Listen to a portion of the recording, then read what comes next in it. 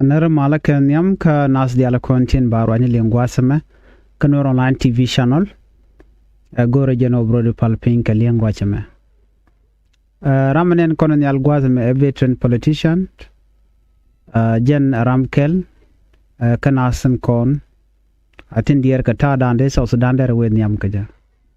ka jom shalat gwasame mi benwa ka yekel te ka jom shalat mi very important ka bialing ka benwa ka yekel bane ka kwita danen te sa Sudan te ka je ka jan gwasame sa Sudan were kur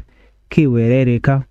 goba dana dong de na de ka shenga je shire mo na ka election tama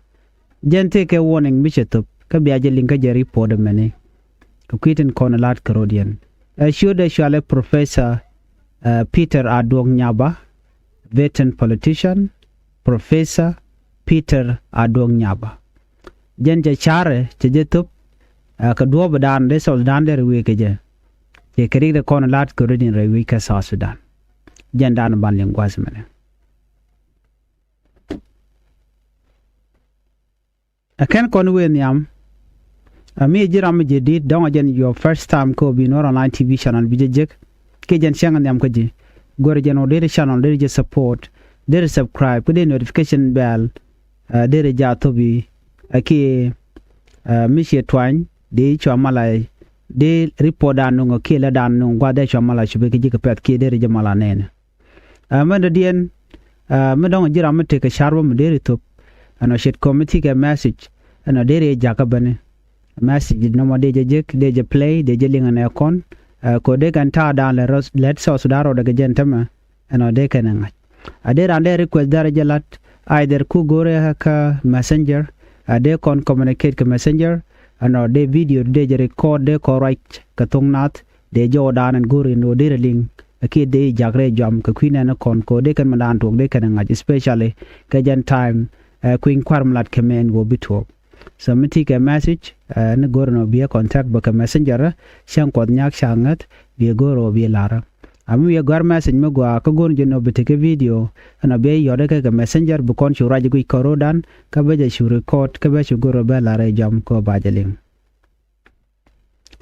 tuong ne je veteran politician Professor Peter Adong Nyaba tege jomo chalat gwada wona ka kuin kware me koron kina dangraw jandangraw bakel te kontena ko la shanga jandangraw widero ka pay wara wonbe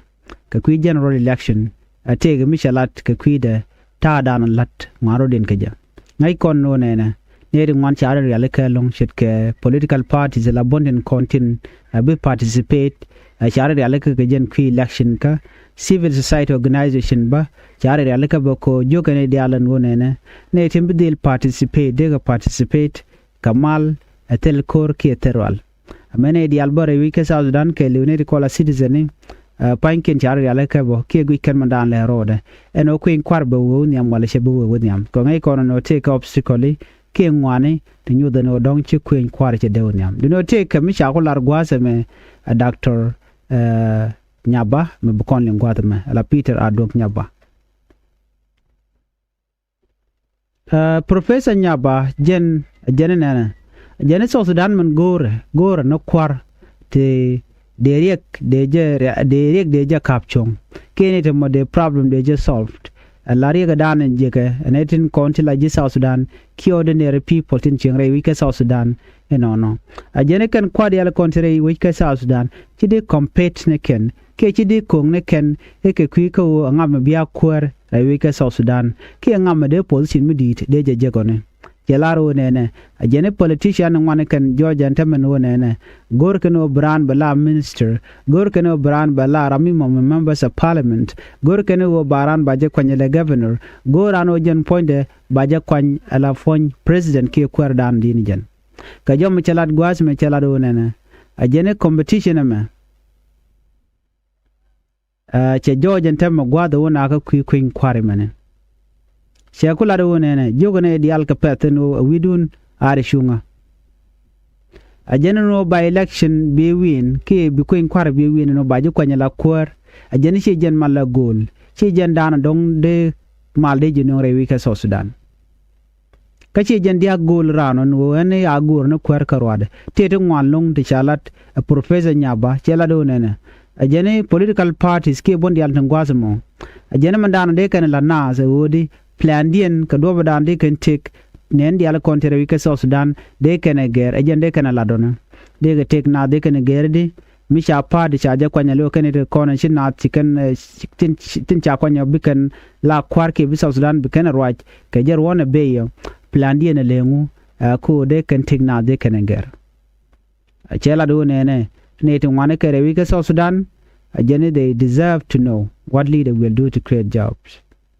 angu bukwara kondin tere wich tin cha kwany bikana lado ko ngai kondi ala mite ko kwar mlatke la campaign la jalatke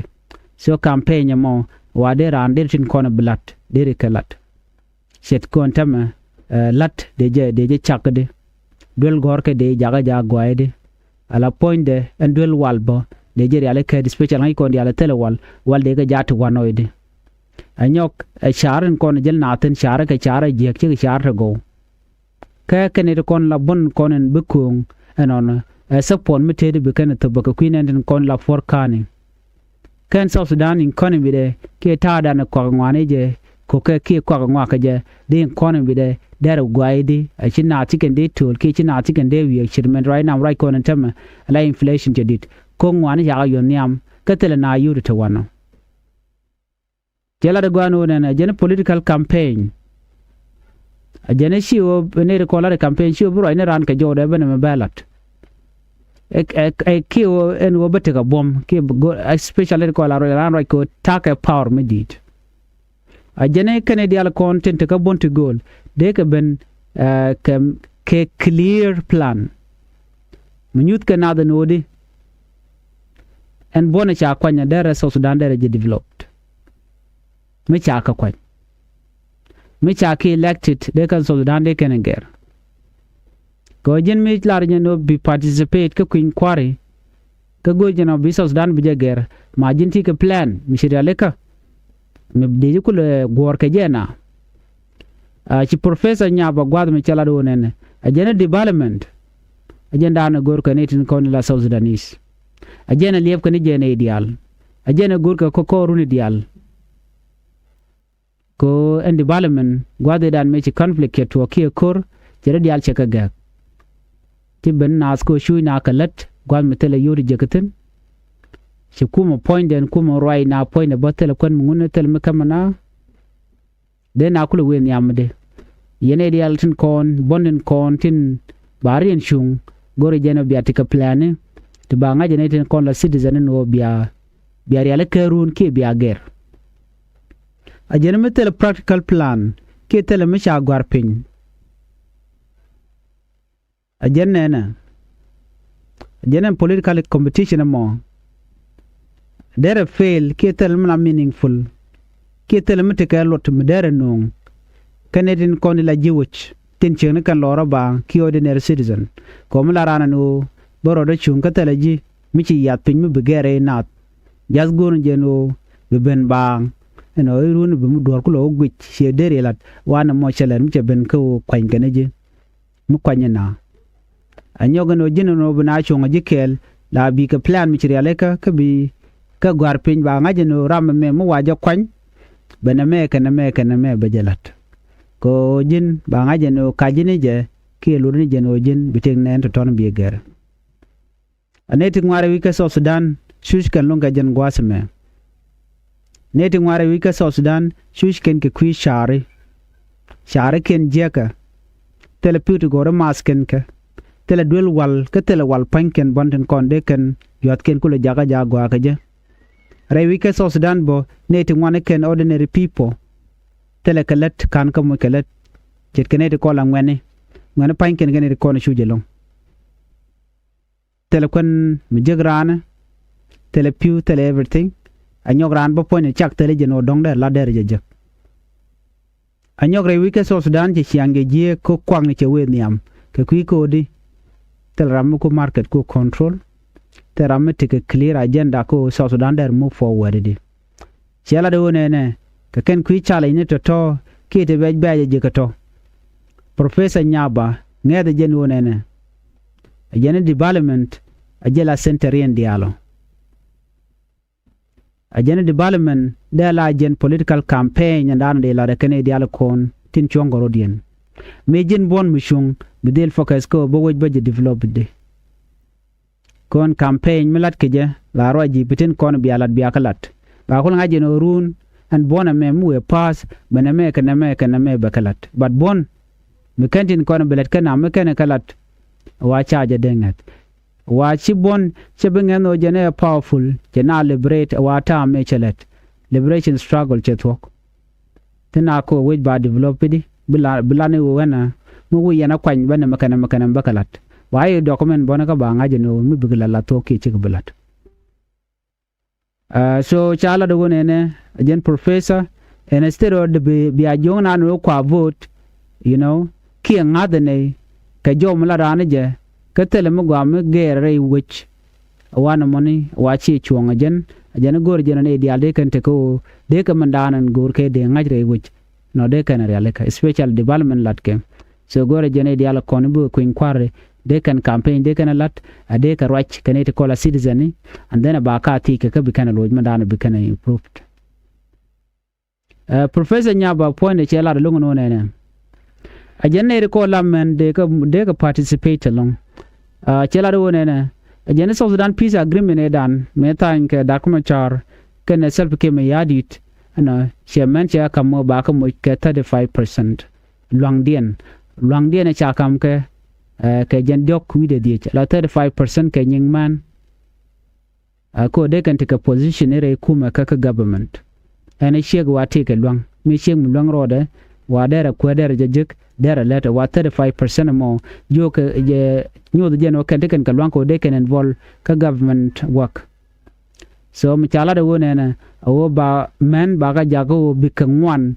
bigoro di increase ko big participate ka key leadership ki inquiry kan decision making do badan and lat ka ngwana let ka jam ko en decision ni mi kwenga ka let cha bu gor jeno man ba ga jono lat na me getet kan panken bi decide no na magwa ka ne ke na me jega ka ne a shang ni mono si professor nyaba cherwajin wona ne te mi cheto chewa kan dialati ni do badan lat ka let ka je wa tamen chakan kunija wa appointment panken wa chicken chacher ken chakalele chagaleles ke kujamo wala kula we ne kan ba decision ba kula me ka wuni mi mo wa chi chonga ne me wa mente kan ka shong ko de kan opportunity dana chakam ne ke de kan their own representative de kan akwanya kan men cha de we ti ken wuni eno ye shega dien gwa men ko rin panken de rien kwany ke de kan mangwana jen ke kwiden de kan lalet ana me michalat ajana Michigan participate ajana jak purpose den kan man tikamana na chala do de ka let kel ke de ka nyotre kuma ka no tikan kalwang jak ko bi ka lawik so kuje mo men wa de ka participate ka de ka kamlang dien chirman chala do 35% ke nyingman na me michalat professor ke veteran professor Nyaba ke report an chalat gwasme so na me dala agenda ndi yena link kamana na chalat warning an chetu be jeno ne tele country me de move forward me tele mal yantel ku inquiry me de lat me kana ren korea leka me te ran tele ji plan tele me chiri aleka no bilet kana le ji kulo gorde ki de nyoko mu kwanga jide wa shu angan powerun eno konchine South Sudan chine celebrate wa right now is not the time, it's not the right time no ne begin point be benial ka plan ko buj be gerde ko china jen ka jalap right now jala jen junuban gor ka no de developed kimen de gor de nang niam ai kon re wi ka South Sudan chui nas conflict jatun right now jinu ge economy ne and then cha focus along ko de nas de kan te mal kam niken ko di mitela mal jen tel ko in kwar be me be wo niam amale dane cha tanya dak ma char me kan kon la le right now bongo de bo der ko in kware der Japan Canadian la political parties ki ne bonen content bukulo kwany panken mekan kana kon goro ken buga take campaign bukan kalat ba kulo gorde ki ba kulo kwanye de ki ba ka ngadi de en eten kon tilajewe ngazla be gwada dan en right ka cha joro cha jelin ngazla be gwada dan en shilaro men balat en me kaname ngazla be gwada dan cha wangdu cha jenen jin kur raji ko gore jeno banen badil nen wandu bal diling bore jaddu eno jin mulade moni muludini je ki e kach ti diala to la ka lien ka gwada dan en cha ram mo cha jenen atela kwer me de campaign de je la rada dien te nyurka kwer point ba joro badiling. What if Miche Jo Cheja Luang che communicate kana ter right mulwanga wa kwer mu chura kana che deserve no their position there jejek. It doesn't matter how good he is, how good she is, or that leader, but they'll take a good communication. Wa communication skill gurka je longanitin kon la kwar and a kwer mitel communication skill che de shwang niam not. Angu der kula luang ko der la teledor. Chengke gene che de luang ko ko je defan. Che de luang ko der do de je realika. Wa gurka kwer mngay madana lede ka ngaj madana gurke neka ka ngaj madana shui neka bane wa kwer mi momba ya jugan je no na mete na she ka lede ka lotel mga jare wich waram mo che kwer wajen be tungwan be gadil ngach ka kuiko be ngaje no agwadien chui nyatino agwadien go anatino kede diali be ka ngaj ngane ken salare ken ka jeko ki ngane chi salare che jego yo daka wala yuji kan daka duoba dien de agriculture de jere le kejemo mineral le kani ki liet amene gole wuka wena dien and country policy ka kuin economica be gadil ngai kan dial ketiti wa na mo aram kwer point be dol wal be ngaje no dol wal chare le ka take a wal infrastructure ka gauke kwer be ngaje no en char kon jel na ka gauke chaka secure kan dial kwer be ngaje no dul gorka wedi ke diala token dial mi ku kwer ka de institution ki kuma dar we nyam de kuma la we nyam gwada dana ngai kwer ngaje mandana lede ko kwer wala no onje plan be kula lalet dino gwa kwer mangaj mandana lede be ngaje no dora dar we nyam de ti diala ti ticketing kwer be ngaje no ken investor tin kon ba wede baje blat bi ka benedire wijen wana ma ko zikani tin kon would be the lat ba ne de top inken ba ka secure ba mu ki security murung ko ngai kon ri ka so dan right now ngode insecurity jatin shi investor shi de shi ka deben investor la be ka ko ngai ken no wije mo a secure when mi chit ka so dan ma kan secure kana ko re ka adoba dien bi investor bi ben ka jamo shi kan men ben bi ben shanga dan shina chikamat. That is why Kwasel became yadit kwaje encourage no jen dere mal dere jenu dere dakmu cha dere jelun dene dial de te kama dene dial lo ken de te special ke tamuna ki election de ten tesloiten ki de ten just loiten anyway babban ka more information ki lotes ko share report me sharing and banyo je kana the report chuje pero jeno jin bi channel bi support bi subscribe ko bi notification bell bi toin committee ga ler mi share la rej bi chama la shi bi ke chuje pero jeno jin bi comment gwad bi char bi jatupi bi atema